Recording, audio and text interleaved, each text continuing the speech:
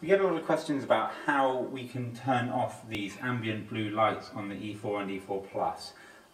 So the answer to that question is you cannot do it, not through the app and not through the interface on the scooter itself. The only way to do it is if you are to disconnect it underneath. So what I've done is I've unscrewed all the screws here to take this part off, just to show you how to do this should you want to.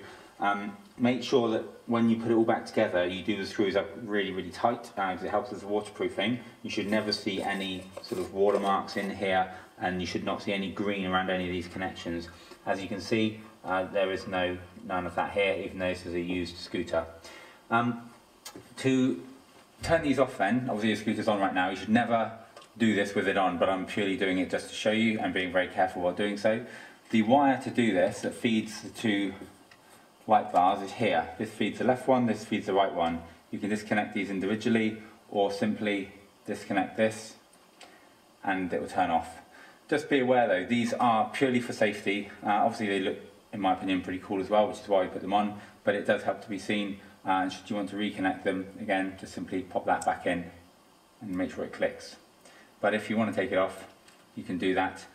Best to isolate it just with a little bit of tape afterwards, but it won't cause any damage or anything by doing so. And just tuck the wires back in there and put the cover back on.